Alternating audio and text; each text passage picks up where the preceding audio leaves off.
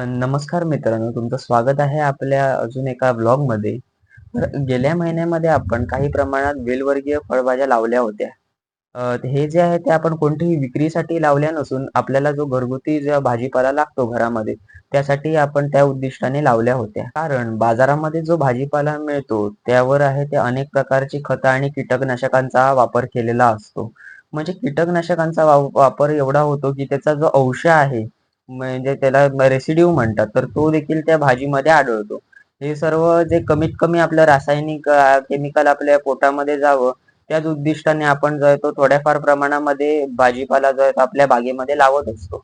तर तेच आता हे वेलवर्गीय फळभाज्या आपण गेल्या महिन्यामध्ये लावल्या होत्या. आपल्याला लावायला थोडासा उशीर झाला होता, कारण आंबा लागवडचे जे आहे ते काम चालू होते. तर त्याच नंतर जे आहे ते आपण त्याला 2दा-3दा जे आहे ते शेणखत वगैरे दिलेलं आहे. तर ते त्याची कशी वाढ झालेली आहे आणि पुढे अजून 8 ते 10 दिवसांनी काही आहेत त्या भाज्यांना आपल्याला फुलं फुलायला लागतील वेलींना आणि त्या भाजी सुद्धा आपल्याला लागलेली त्यांना दिसेल. म्हणजे दोडकी आपण लावलेली आहे. लाल भोपळा म्हणजे मोठा जो भोपळा होतो गोल, तो आपण लावलेला आहे. परत कंटोळीचा आहे तो मी याआधी व्लॉग केलेलाच आहे. तर तो तुम्ही पाहिला नसेल तर वरती आय बटनवर त्याची लिंक येत असेल, तो देखील तुम्ही पाहून घ्या. तर तसेच आपण आहे ते थोड्याफार प्रमाणामध्ये रताळी लावली आहे.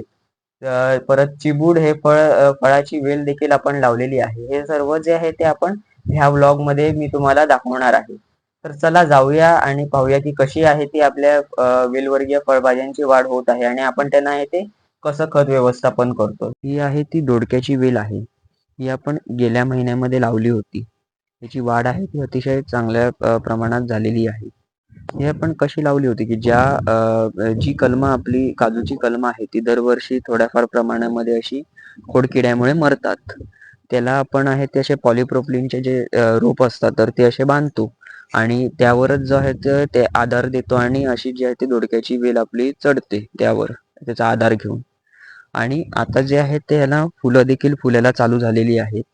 हे तुम्ही पाहू शकता की असे जे आहेत ते थोड्याफार प्रमाणामध्ये आहे ना आता फुलं फुलायला चालू होतील आणि अजून काही दिवसांनी आपल्याला ह्यावर फलधारणा देखील झालेली दिसेल.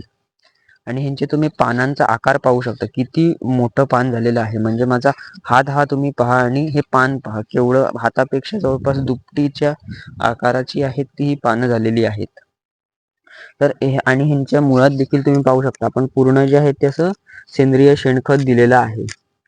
आणि ही तुम्ही छोटी छोटी केशमुळं पाहू शकता. तर ही देखील आहे ती ह्युमिक ॲसिड आणि शेणखतामुळे आहेत ती अतिशय झपाट्याने वाढतात. म्हणून आपल्याला ह्याला ते दर 4 ते 5 दिवसांनी आहे ते असं शेणखत द्यावं लागतं. तर आता देखील आपण ह्याला जे आहे ते शेणखत देणार आहोत. ही लाल भोपळ्याची वेल आहे. तर ही आपण अलीकडेच म्हणजे ह्याला लावून जास्त दिवस झाले नाही आहेत. 15 ते 20 दिवसच झालेले आहेत. तरी पण ह्यांची वाढ आहे ती चांगलीच झालेली आहे. आणि ह्यावर देखील आता जे ते नर हे तुम्ही कळे जे आहेत ते फुलायला चालू झालेले ह्यांना देखील अजून 8 ते 10 दिवसामध्ये आपल्याला फुलं बघायला मिळतील. आणि त्यानंतर थोडे दिवसांनी म्हणजे ह्यांची अजून वाढ अजून पूर्ण झालेली नाही आहे. तर अजून साधारणपणे पुढच्या महिन्यामध्ये म्हणजे ऑगस्टच्या 20 ते 25 तारखेला आपल्याला लहान लहान आकाराचे जे आहेत ते भोपळे ह्यावर पाहायला मिळतील.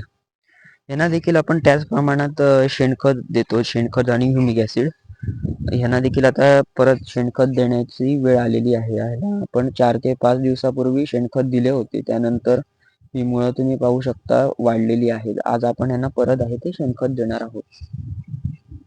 ह्या रताळ्याच्या वेली आहेत. रताळी हे कंद पीक आहे म्हणजे जमिनीमध्ये आहे ते रताळं तयार होतं आणि ह्या वेली जमिनीवरती वरती पसरत जातात. तर हे आपण ह्याची वाढ आहे ती अतिशय झपाट्याने झालेली आहे. हे आपण 15 ते 20 दिवसच झाले असतील लावल्यानंतर. तर लावताना आहेत ते ह्या जुन्या वेली तुम्हाला ह्या दिसत असतील. पानांवरून तुम्हाला कळत असेल. हे आहे ती नवीन आलेली कोवळी पानं आहेत ही सर्व आणि ह्या आहेत ते जुन्या ज्या आपण वेली आणल्या होत्या त्या आहेत. तर त्यानंतर आहे ते जवळपास दुप्पट झालेले आहे. वेल वाढलेली आहे आणि ह्याला ज्या नवीन जी वाढ होते त्याला असे केशमुळं येतात. ही छोटी छोटी तुम्ही लहान अशी केशमुळं पाहू शकता. ह्याला आपण आता मातीची भर देणार आहोत थोड्या प्रमाणामध्ये आणि शेणखताची. त्यानंतर जमिनीमध्ये आहे ती ही मुळं जातात आणि तिथे आहे ते नवीन रताळं तयार होतं. ह्या चिबूडच्या वेली आहेत. चिबूड हे एक फळ आहे. कोकणामध्ये याला अतिशय आवडीने ह्याचं सेवन करतात.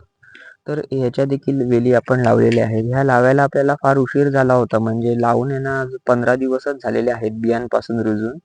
तरी पण ह्यांची वाढ आहे ती चांगली समाधानकारक होत आहे आणि ह्यांना देखील आपण असं शेणखतच देत आहोत. तुम्हाला हे जे आतापर्यंत मी तुम्हाला सर्व दाखवतोय ना वेलवर्गीय फळभाज्या, त्यांना आपण पूर्ण शेणखतच देतो आणि ह्युमिक ॲसिड देतो. ह्युमिक ॲसिड हे देखील सेंद्रियच आहे.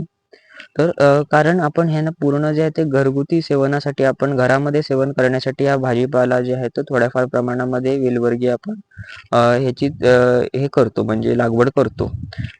पण जेव्हा आपण व्यावसायिक एखादी शेती करतो तेव्हा आपल्याला सर्वच जे आहे ते सेंद्रिय करायला मिळत नाही. कारण जर आपण पूर्ण सेंद्रिय केलं तर बऱ्यापैकी जे आहे ते उत्पादन घटते म्हणजे जवळपास अर्धेच उत्पादन मिळते.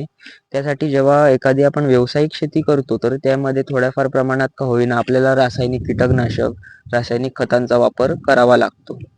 आज आपण कंट्रोली शेती देखील केलेली आहे. ही आपण थोड्याफार प्रमाणात व्यावसायिक शेती केलेली आहे.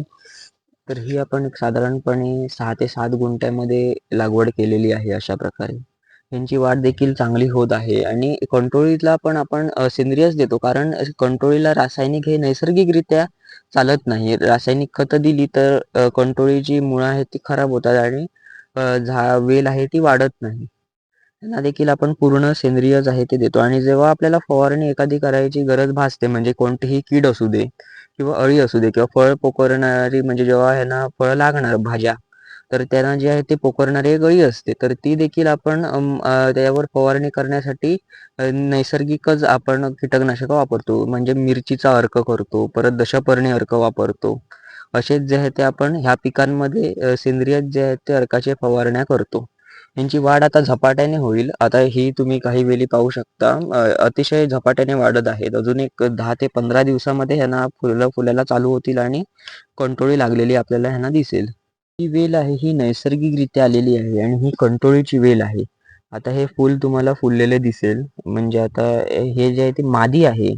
त्यासाठी त्यामुळे जे आहे ते पाठी आपल्याला या फुलाच्या असं फळ दिसेल. हे अजून 8 दिवसामध्ये कंटोळीमध्ये ह्याचं मोठ्या रूपांतर होईल. ही देखील नैसर्गिकरित्या आलेली कंटोळीचीच वेल आहे. पण हे नर आहे. कारण मगाशी आपण पाहिलं की त्या फुलाच्या मागे जे आहे ते फळ होतं. पण या फुलाच्या मागे कोणतेही असे फळ नाही आहे. हे तुम्ही पाहू शकता. त्यामुळे नर जातीचा वेल आहे आणि ह्याला ते कोणतेही कंटोळी लागत नाही. हे आपण शेणखत आपल्या वेलवर्गीय फळभाज्यांना वापरतो. त्याचबरोबर आपण त्यामध्ये हे ह्युमिक ॲसिड वापरतो.